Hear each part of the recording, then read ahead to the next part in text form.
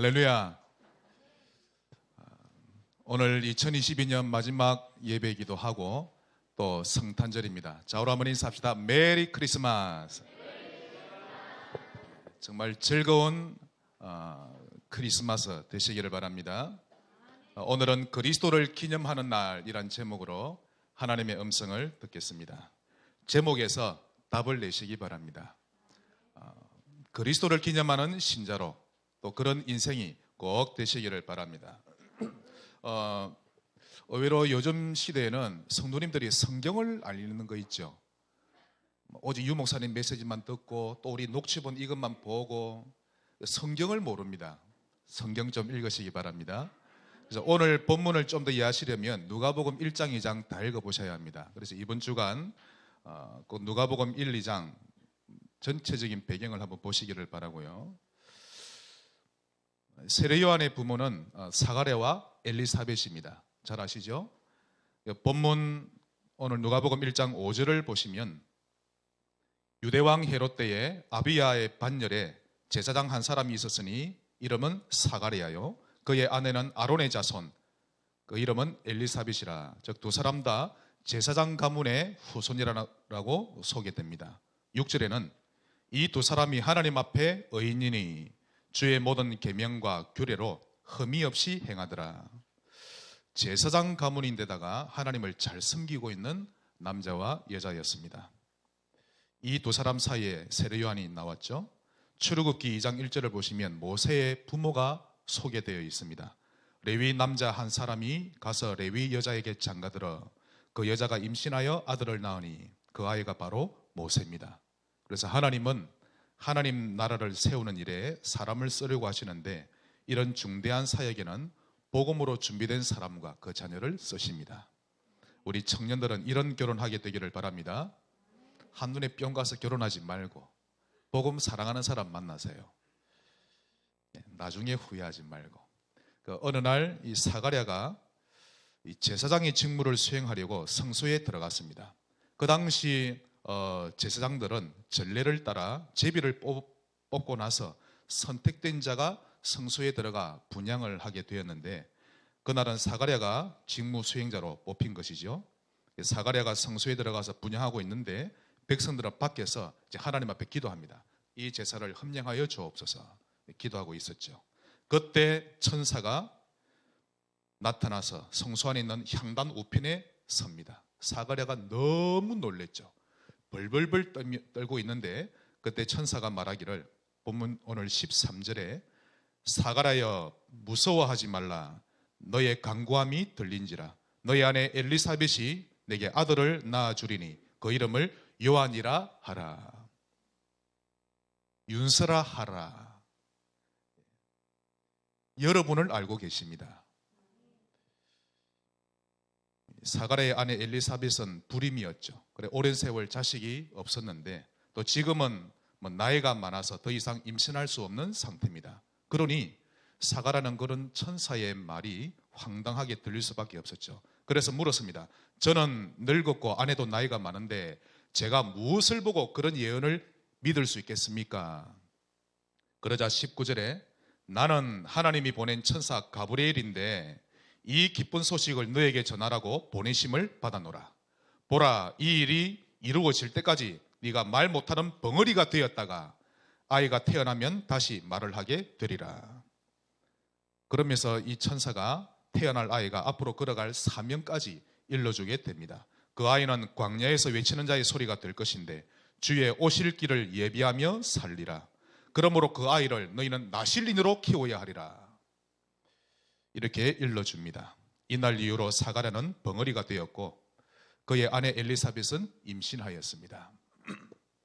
무엇이든지 주님 말씀대로 되어집니다.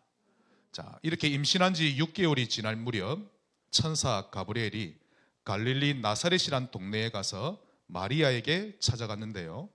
그녀는 다윗의 자손 요셉과 약혼한 상태입니다.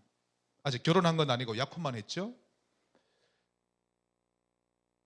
그때 가브리엘이 말합니다. 28절 은혜를 받은 자여 평안할지어다 무서워하지 말라. 네가 하나님께 은혜를 입었느니라. 보라, 네가 잉태하여 아들을 낳으리니 그 이름을 예수로 하라. 마리아는 너무 놀라고 두려워 떱니다.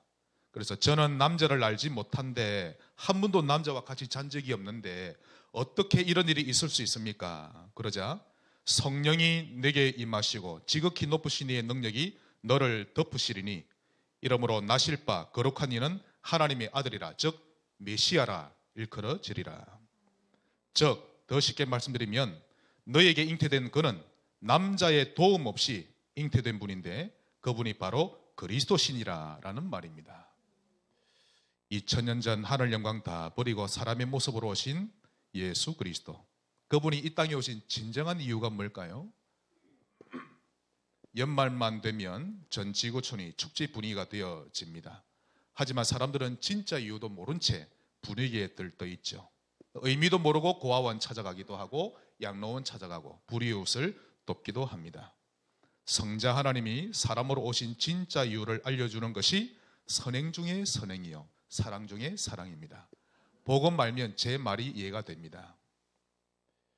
오늘 이 비밀을 밝히 드러내고 함께 높여드리는 중요한 시간 되시기를 바랍니다. 그 첫 번째로 사단의 권세를 깨뜨리기 위해 오셨습니다. 할렐루야.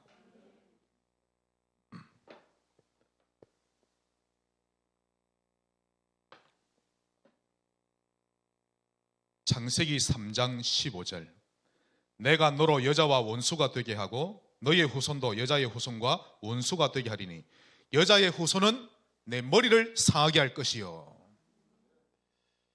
첫사람 아담과 하와가 무너지자 말자 하나님은 구원자를 여자의 후손으로 보내리라 예언하신 겁니다. 여자의 후손은 먼 나라 이야기 아닙니다. 여러분에게 직접적으로 관계 있는 단어입니다. 우리에게는 여자의 후손이 필요합니다. 즉 남자의 후손으로 오지 않으셨죠. 마리아가 약혼자 요셉의 씨를 받아 임신하게 되었다면 그 아이는, 그렇게 태어난 자는 죄를 가지고 태어난 죄인이 되기 때문에 죄인이 이 세상을 구원할 구주가 될 수는 없는 것이죠. 더 쉽게 말씀드리면 친구가 살인죄를 저질렀는데 내가 그 친구를 대신에 죽어줄 수는 있습니다. 그러나 나에게 살인죄가 없어야 합니다. 맞지요? 우리를 구원할 자는 죄가 없어야 합니다. 성령으로 잉태되셔야만 죄 없는 구주가 되실 수 있는 것입니다. 그러므로 이만희와 안상홍은 구주가 되지 못하는 것이죠. 마리아 역시 예수님을 낳았다고 해서 거룩한 어머니 성모 아닙니다. 절대 그런 단어 붙이면 안 됩니다. 오로지 그리스도께서 이 땅에 오실 수 있도록 자신의 몸을 빌려드린 것일 뿐, 마리아는 예를 들면 우리가 택시를 타면 택시가 우리를 목적지까지 편안하게 데려다 주는 것처럼 주님이 마리아의 몸을 빌렸을 뿐입니다. 그러므로 마리아에게 기도해서도 안 되고 마리아를 찬양해서도 안 됩니다. 그 자체가 우상 숭배인 것입니다. 아무튼 성자 예수님은 여자의 후손으로, 즉 성령으로 잉태되셨는데 사단의 머리를 깨뜨리기 위해 오신 것입니다. 요한 1서 3장 8절 하나님의 아들이 이 땅에 오신 것은 마귀의 일을 멸하려 하심이라 믿으시기를 축원합니다. 지금도 악령 문제로 고통 속에 있는 사람들에게 이 사실을 알려줘야 합니다. 귀신이 어떤 사람을 무속인으로 딱 만들려고 하면요, 그에게 병을 주죠. 그걸 보고 무병이라고 합니다. 여기에 걸려서 벗어나지 못하고 일평생 귀신에게 종로로 타고 있는 수많은 무속인들, 참왕이신 그리스도를 알려줘야 합니다.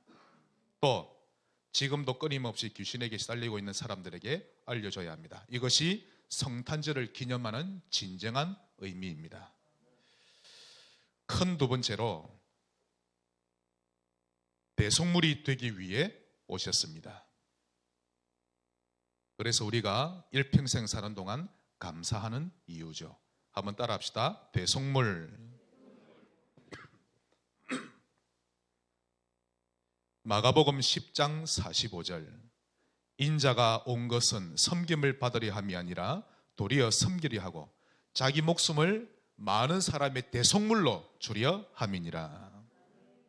대속물이 되기 위해 하늘 영광 버리고 이 땅에 오신 것입니다. 십자가에 높이 달리셔서 돌아가신 그분은 모리아 산에서 아브라함의 아들 이삭 대신에 죽임을 당했던 순양이 되셨던 거죠. 출애굽할 때 집집마다 죽임을 당했던 그 어린 양이 바로 예수 그리스도를 암시하는 것입니다. 내가 그 피를 볼 때에 너희를 넘어가리니 너희에게 저주가 내리지 아니하리라. 한번 유월절을 지내면요 40만 마리 양이 죽임을 당합니다. 떼죽음이죠. 모든 사람의 죄값을 담당하려고 한 사람마다 하나씩 다 죽은 겁니다. 예수님이 단번에 죽으심으로 우리의 전 인류의 죄를 용서하신 것입니다. 예수 믿는 순간부터 여러분은 저주에서 해방되었습니다. 이것이 대속물의 놀라운 비밀이죠. 로마서 3장 24절 그리스도 예수 안에 있는 성령으로 말미암아 하나님의 은혜로 값없이 의롭다 하심을 얻은 자 되었느니라. 우리 자우리 인사합시다. 당신은 의인입니다. 감동이 안 되십니까? 진짜 하루에도 구원의 길을 선포하면서 이 성경 구절 하나하나가 제 가슴에 꼽히는데 얼마나 감사한지. 아마 저는 이 복음이 없으면 지금 좀 정신병원에 있지 않았겠나 그런 생각이 듭니다. 우리가 우리 자신을 쳐다보면 결코 어려운 자가 아니죠. 여러분 우리가 완전 무결한 의인입니까?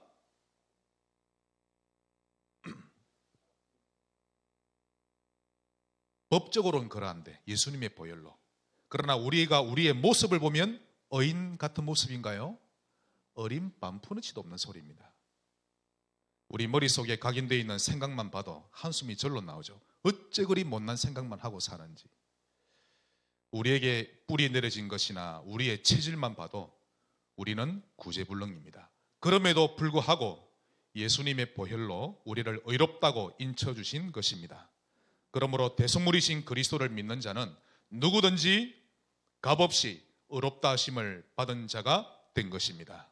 감사하시기 바랍니다. 빈부귀천 남녀노소 상관없이 예수 믿으면 의로운 존재입니다. 이 비밀을 재앙 만난 사람들에게 알려줘야 합니다. 자기 조상들과 똑같은 질병을 대물림 받은 사람, 하는 일마다 잘 안 되고 꼬이는 사람, 이런 사람들에게 대속물로 오신 그리스도를 알게 해줘야 합니다. 자주 사고가 터지는 사람에게도 알려주세요. 그것도 재앙이요 저주입니다.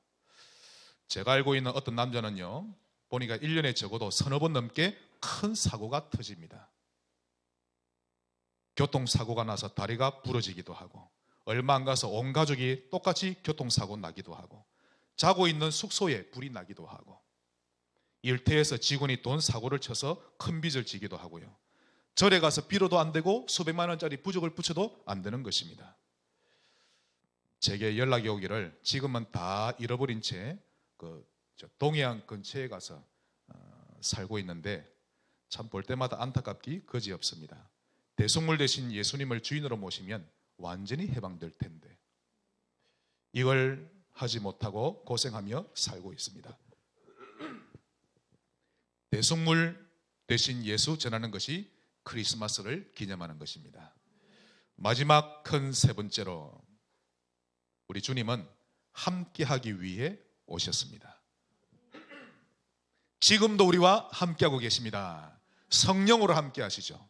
마태복음 1장 23절 보라 처녀가 잉태하여 아들을 낳을 것이요 그의 이름을 임마누엘이라 하리라 하셨으니 이를 번역한즉 하나님이 우리와 함께 계시다 함이라. 이 말씀에 깊은 감사와 감동이 있는 사람은 복음을 진짜 받은 사람입니다. 임마누엘이라는 말이 얼마나 은혜되고 감격되는지. 저는 모태신앙이었고요. 또 저희 부모님은 특히 아버지는 믿음이 좋다고 칭찬받는 분이었습니다. 그럼에도 불구하고 저는 어릴 때부터 외로웠던 거 있죠. 이유는 모르겠습니다.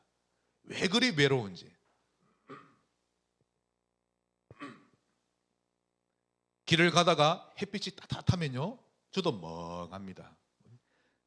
운동장에서 뛰놀다가 갑자기 멍합니다. 사는 게 뭐지? 어릴 때부터. 이런 저에게 너는 혼자가 아니야. 하나님이 너와 함께 하신다. 하나님은 너의 일생을 인도하시고 너를 통해 크게 영광 받으실 것이다. 이렇게 말해주는 믿음의 선배, 믿음의 사람이 없었습니다. 그러다 중학교 1학년 때 학교 근처 식당에 가서 라면을 먹고 있었는데 식당 주인인 할머니가 저를 빤히 보시더니 얘야, 너를 보니까 앞으로 큰 인물이 되겠네, 그러시는 거 있죠. 얼마나 기분이 좋고 힘이 나든지 그날 이후로 저는 그 식당에 단골 손님이 되었습니다. 용돈만 생기면 거기에 가는 거 있죠. 용돈을 잘 받지 못하니까 어쩌다가 한 번씩 생기거든요. 그러면 그 식당만 생각납니다. 할머니 얼굴. 늘 거기 가고 그랬죠. 교회에서는 그런 말을 들어보지 못했는데 바깥 사람에게서 들었던 것입니다. 쟤는 중직자 자녀니까, 쟤는 목회자 자녀니까 알아서 잘하겠지. 그렇게 무심코 여기지 말고 모든 어린 랩런트들에게 언약의 바통을 꼭 손에 쥐게 해줘야 합니다. 또 우리 성도님들은 든든한 배경 되어주시기 바랍니다. 여러분의 행동을 전부 다 본받습니다. 예수 잘 믿으시기 바라고 믿음으로 사시기를 바랍니다. 랩런트들에게 반드시 일러줘야 합니다. 하나님이 너로 인해 천한 만민이 복을 얻을 것이라. 힘내라. 하나님 너와 함께 하신다. 아무것도 문제 안 된다. 제가 좀 전에 예배 드리기 전에 밑에서 기도했습니다. 하나님, 오늘 마지막 예배입니다. 성지교회 모든 성도는 아무것도 문제 안 되는 성도 되게 하옵소서. 간절히 기도했죠. 마지막 예배니까 이것도 문제, 저것도 문제. 아니요, 내년부터는 아무것도 문제가 안 되는 성도 되기를 원합니다. 혹 말씀이 부닥칩니까? 그럼 나만 바꾸면 됩니다. 맞죠? 말씀대로 사시기를 바라고 또 후대를 살려주시기 바랍니다. 무너져 있는 후대들의 겉모습만 보고 미래를 판단하지 말고 결국 위대하게 쓰임받을 미래를 그리면서 언약을 전해줘야 하는 것입니다. 믿음은 바라는 것들의 실상이요 보이지 않는 것들의 증거 아닙니까? 계시록 3장 20절 볼지어다 내가 문 밖에 서서 두드리노니 누구든지 내 음성을 듣고 문을 열면 어떻게 하시죠? 내가 그에게로 들어가 그와 더불어 먹고 그는 나와 더불어 먹으리라. 두 아들을 잃은 여인이 있었는데요, 그녀는 좀처럼 정상적인 생활을 할 수 없었습니다. 그런 모습을 안타까워하고 있던 이웃이 그에게 찾아와서 위로했죠. 힘내십시오. 저도 하나 있는 아들이 얼마나 사고 많이 치고 경찰서를 들락날락 하는지 얼마나 많이 힘든지 모릅니다. 마음이 이해가 된다 이 말이죠. 딱 살기 싫습니다 그러는 거 있죠. 그러자 두 아들을 잃은 어머니가 말하기를 그래도 당신은 당신 아들을 만질 수 있잖아요. 보고 싶으면 볼 수 있고 만지고 싶을 땐 만질 수 있는데 난 그럴 수 없으니 더 미칠 것 같아요. 그렇게 말하더랍니다. 부모란 그런 것이죠. 항상 자식이 보고 싶고 같이 있고 싶고 같이 카페에 가서 같이 도란도란 얘기도 하고 싶고 그것이 부모의 마음인 것입니다. 우리 강한 랩런트가 저 멀리 독일에 가 있습니다. 아마도 하은이의 부모님은 딸이 보고 싶으실 것이고 아무리 다 큰 딸이라도 목소리 듣고 싶을 것이고 딸의 머리도 만지고 싶고 얼굴도 만지고 싶겠죠. 요즘 우리 안상진 집사님이 일이 많아가지고 또 너무 멀리 올라가 일하시거든요. 양주에 멀리서 일하다 보니까 집에 자주 오지 못하는데 아마도 두 아들과 막내 요일이 목소리가 종종 듣고 싶을 겁니다. 부모란 그런 것입니다. 우리 하나님 아버지는 우리 안에 들어오고 싶어 하시고 우리와 같이 살고 싶어 하십니다. 더불어 먹고 살기를 원하시죠. 그래서 하나님께서는 구세주로 보내실 그분의 이름을 아예 임마누엘이라고 지으셨던 것입니다. 하나님이 우리와 함께 하심이라. 이것을 누리는 것이 성탄절을 기념하는 참된 의미입니다. 임마누엘 누리시기 바랍니다. 문제가 오면 내가 너무 견디기 힘든 일이 오면 임마누엘을 확인하세요. 한번 좌우로 인사합시다. 당신은 고아가 아닙니다.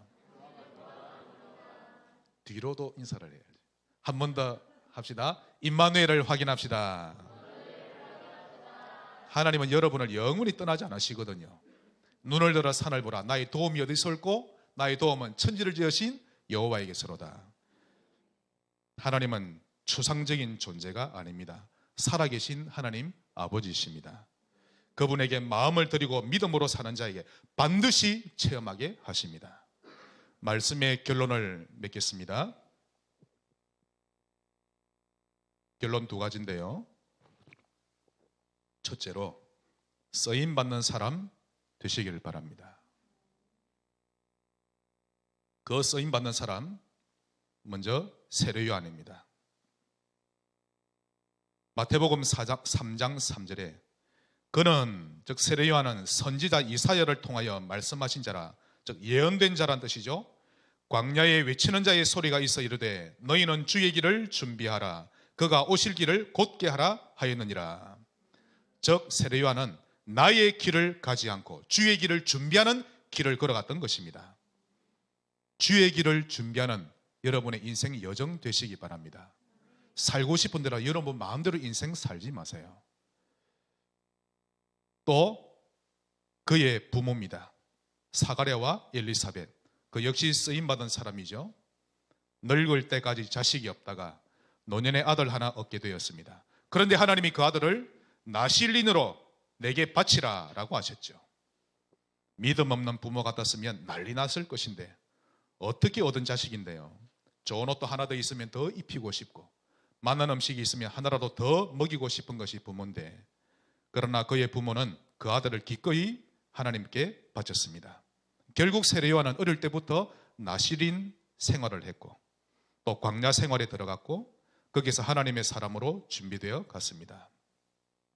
참 주변을 둘러보면요, 하나님이 쓰시는, 또 하나님께 쓰임받는 부모와 자식들은 이렇게 하나님 나라 위에 항상 드릴 준비가 되어 있는 것입니다. 중심을 드리세요. 네, 하나님께 마음을 드리시기 바랍니다. 돈 많다고 쓰임받는 게 아니거든요. 공부 많이 했다고 쓰이는 게 아닙니다. 오늘부터 갱신하시면 됩니다. 지금까지 잘못 살아왔을지라도 지금부터 믿음을 드리면 됩니다. 또 쓰임받은 사람, 마리아와 그의 정혼자입니다. 먼저 마리아. 약혼만 했고 아직 결혼하기 전이었는데 마리아가 갑자기 임신을 했습니다. 이 일이 탄로나면 모세의 율법대로 돌에 맞아 죽게 되죠. 그래서 천사에게 물었습니다. 오늘 본문 34절에 나오죠. 나는 남자를 알지 못하는데 어찌 이런 일이 있을 수 있습니까? 그러자 천사가 말합니다. 성령이 내게 임하시고 지극히 높으신 이의 능력이 너를 덮으시리니 이러므로 나실 바 거룩한 이는 하나님의 아들이라 일컬어지리라. 이때 마리아는 그 사실을 그대로 믿고 받아들이게 되는데 그 증거로 그의 고백이 나옵니다.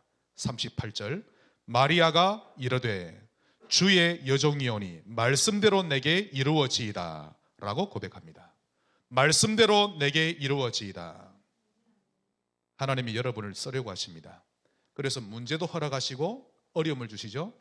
말씀대로 내게 이루어지이다 라고 하시기 바랍니다. 쓰임받는 사람이 될 수 있었던 마리아의 영적 상태였죠. 근심하거나 불안해하는 것이 아니라 도리어 마리아는 기뻐합니다. 읽지는 않았는데요, 46절 보시면 마리아가 크게 성령이 충만한 가운데 기뻐하며 하나님을 찬양하는 고백이 나옵니다. 마리아가 이르되 내 영혼이 주를 찬양하며, 아니 임신 소문이 나면 돌에 맞아 죽게 되었는데 마리아가 이르되 내 영혼이 주를 찬양하며 내 마음이 하나님 내 구주를 기뻐하였음은 그의 여종의 비천함을 돌보셨습니다. 보라 이제 후로는 만세에 나를 복이 있다 일컬으리로다. 임신한 게 탄로나면 어쩌지 하고 불안해하기는커녕 크게 기뻐하는 마리아입니다. 만일 마르다의 첫째 여동생, 마리아의 첫째 여동생 아니죠, 이 마리아와 그 마리아 다릅니다. 나사로의 여동생 마르다에게 주님이 성령으로 잉태되게 하셨다면 아마 제가 추측하기로 하루 종일 방구석에 앉아서 근심하고 있지 않았겠나 그런 생각이 듭니다. 또 정혼자 요셉, 자신과 약혼했던 여자가 임신했다는 소식을 듣게 되었습니다. 그때 그 요셉은 그 사실을 드러내지 않고 조용히 정리하고자 했죠. 역시 멋있는 남자입니다. 마태복음 1장 19절에 그의 남편 요셉은 의로운 사람이라 그를 드러내지 아니하고 가만히 끊고자 하여. 그때 천사가 요셉에게 나타납니다. 유명한 성경 구절 나옵니다. 너의 아내 마리아 데려오기를 무서워하지 말라. 그에게 잉태된 자는 성령으로 된 것이라. 아들을 낳으리니 이름을 예수라 하라. 이는 그가 자기 백성을 그들의 죄에서 구원할 자이심이라. 또 아들을 낳으리니 이름을 임마누엘이라 하리라. 여러분이 잘 알고 계시는 이 말씀은 천사가 요셉에게 했던 내용입니다. 이것을 요셉이 믿었죠. 즉 믿음이 있는 영적 상태를 가진 남자였습니다. 하나님께 쓰임받는 사람 되시기를 바랍니다. 결론 두 번째로, 쓰임받는 집.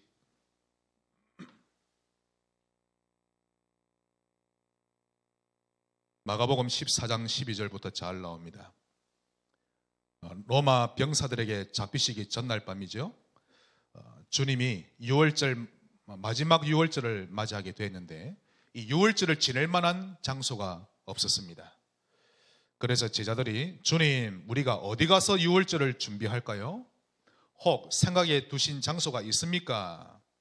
그러자 주님이 제자들을 보내시면서 말씀하시기를 성내로 들어가라. 그러면 물 한 동이를 지고 가는 여인을 만날 것인데 그를 따라가서 어디든지 그가 들어가는 그 집 주인에게 이르되 선생님의 말씀이 내가 내 제자들과 유월절 음식을 먹을 객실을 줄 수 있느냐 하시더라 하라. 그리하면 자리를 펴고 준비한 큰 다락방을 보이리니 거기서 우리를 위하여 준비하라. 이 말씀을 받고 제자들이 이제 성내로 들어갑니다. 그러니까 한 여자가 물동이를 지고 오는 거 있죠. 그 여자를 따라 집으로 갑니다. 그 집 주인에게 그대로 말했죠. 그러자 그녀는 군말 없이 기뻐하면서 자기 집에 있는 다락방을 내어드렸는데 그 집이 바로 마가의 다락방이었습니다. 나중에 감람산에서 내려온 제자 120명이 다시 모였던 장소가 바로 그 마가의 다락방이었죠. 그곳에서 가룟유다를 대신할 사도 뽑는 장소가 되었고 또 집중 기도한 결과 성령 세례를 체험하는 장소가 되었습니다. 결국 마가의 집은 초대교회의 모태가 되어진 장소였던 것입니다. 그 집을 중심으로 해서 예루살렘과 온 유대 땅에 복음이 퍼졌고 또 사마리아와 땅끝까지 복음이 증거되는 일에 쓰임받는 집이 되었습니다. 이런 집이 복이 있습니다. 여러분의 집이 도시복음화와 시대복음화에 쓰임받는 집 되기를 바랍니다. 이것이 결혼하는 이유요, 이사하는 이유인 것입니다.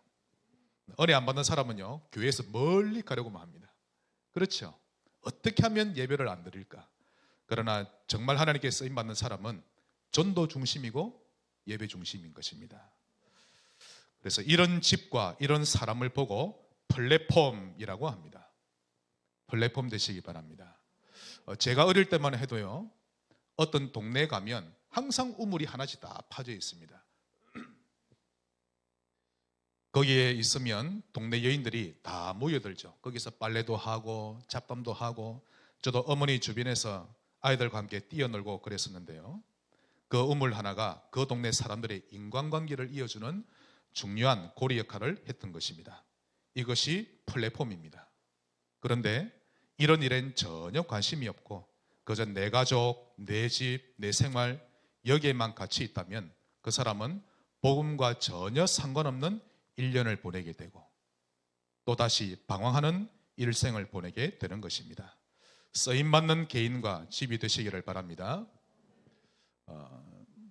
오늘도 아침에 보니까 들려오는 소식이 통계가 나왔는데요. 현재 교회에 출석하는 아이들이 숫자상으로 대한민국의 절반 이상 줄었다고 합니다.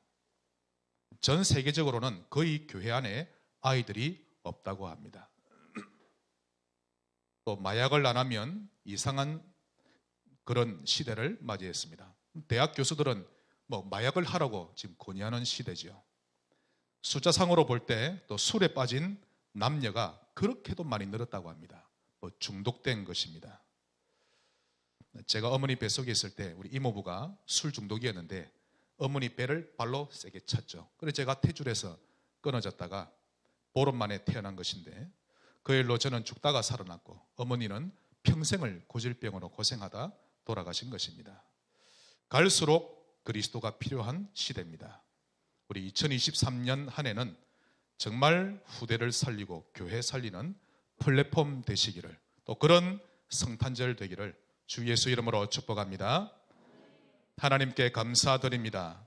그리스도를 기념하는 교회와 신자 되게 하옵소서. 예수님 이름으로 기도합니다. 아멘.